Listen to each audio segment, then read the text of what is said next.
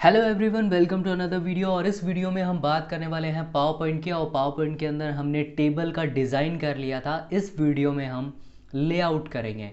और मेरे वीडियोस को रेगुलर देखने वालों से मैं आज सॉरी बोलना चाहता हूँ। आई एम रियली और एक्सट्रीमली सॉरी। कुछ ऐसी चीज़ें हो गई थी जिसकी वजह से काफ़ी गैप बन गया।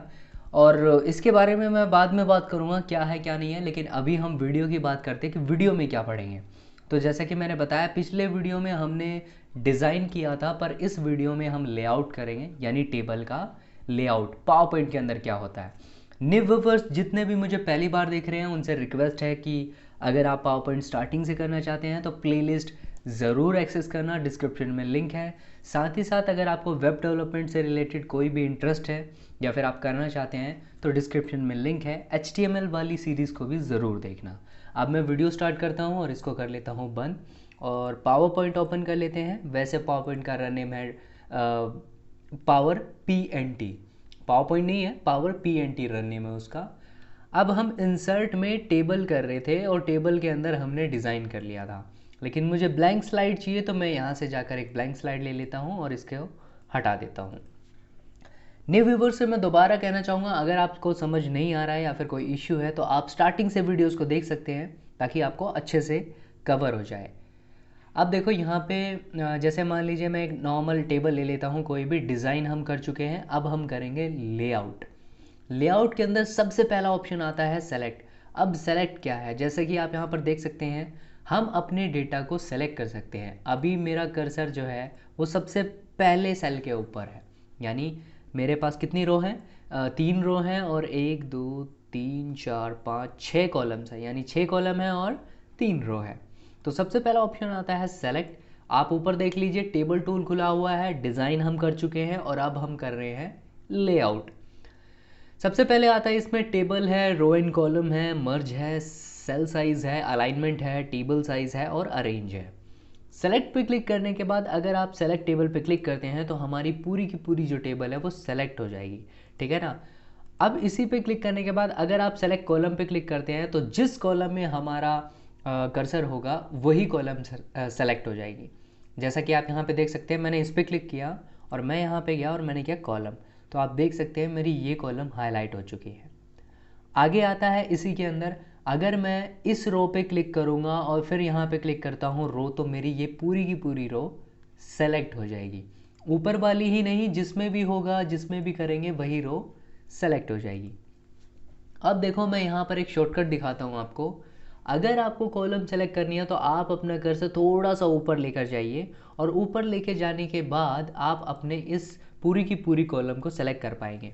जैसे ही आप अपने कॉलम के बिल्कुल ऊपर लेके जाएंगे आपका कर्सर डाउन एरो में कन्वर्ट हो जाएगा। और अगर अब आप क्लिक करते हैं तो आपकी पूरी की पूरी जो कॉलम है वो सेलेक्ट हो जाएगी। इस तरीके से आप किसी भी कॉलम को विद इन सेकेंड्स कर सकते हैं। जैसे मान लीजिए अगर मैं टेबल बड़ी भी कर लेता हूँ और फिर क्लिक करता हूं तो भी मेरी कॉलम सेलेक्ट होगी।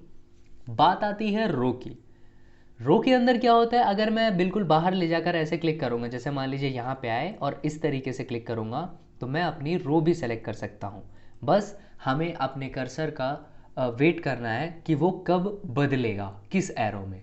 आगे आता है डिलीट।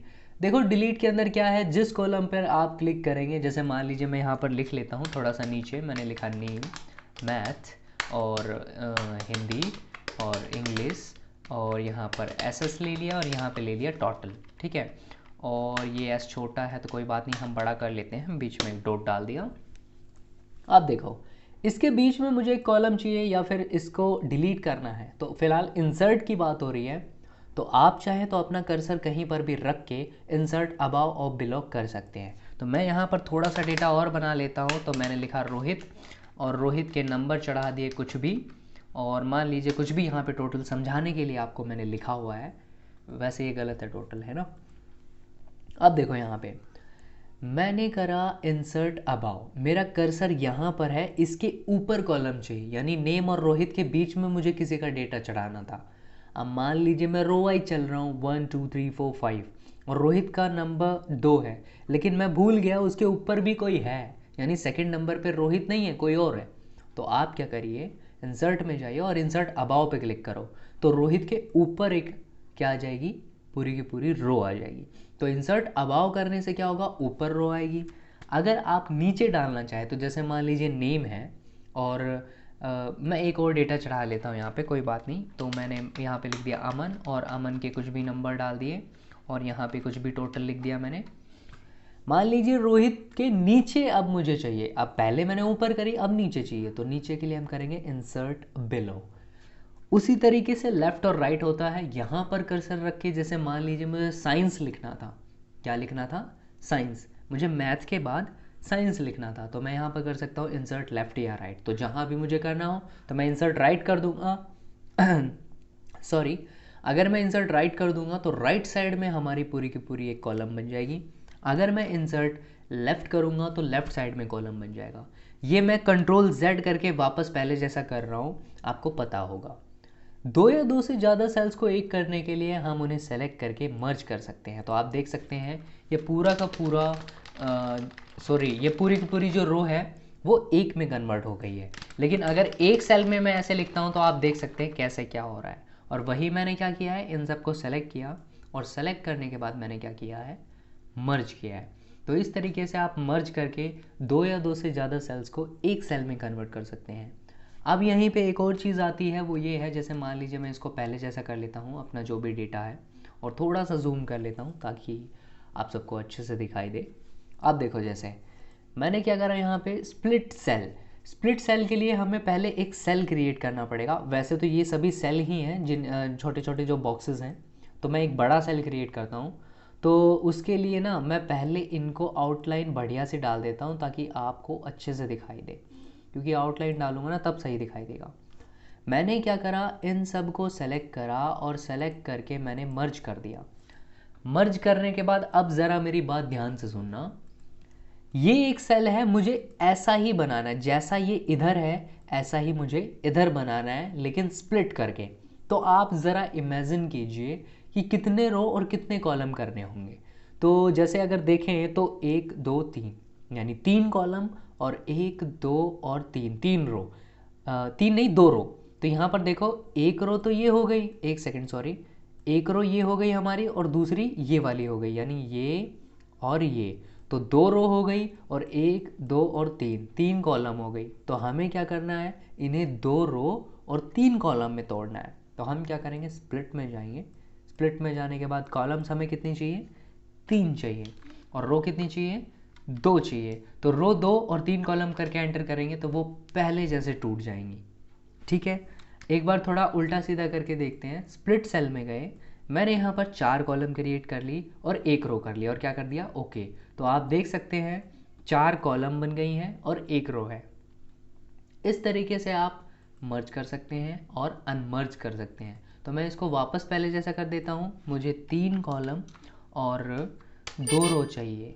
क्या चाहिए, 2 रो। तो मैंने गलती से टैब दबा दिया, यहाँ 2 करके हम एंटर कर देते हैं। तो ये देखो, ठीक है। स्प्लिट सेल्स के बाद जो आपका अगला ऑप्शन आता है वो है डिस्ट्रीब्यूट रो और डिस्ट्रीब्यूट कॉलम।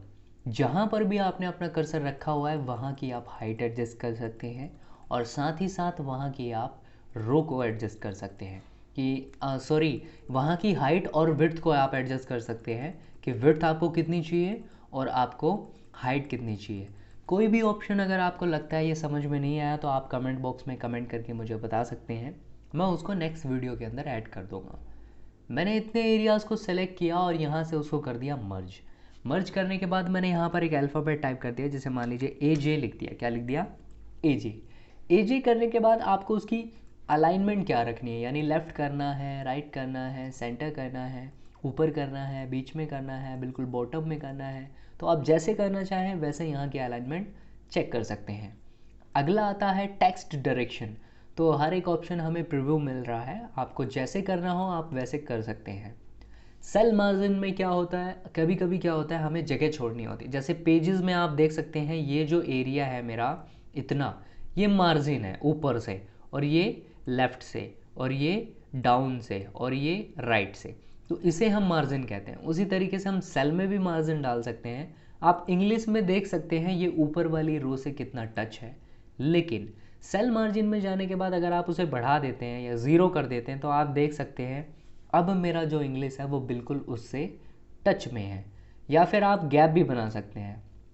अब आप मेरे इंग्लिश को देखो, ये ऊपर से कितना गैप में है और नीचे से, क्योंकि मैंने वाइड किया हुआ है 0.15 हर तरफ से गैप छोड़ के फिर इंग्लिश लिखा गया है।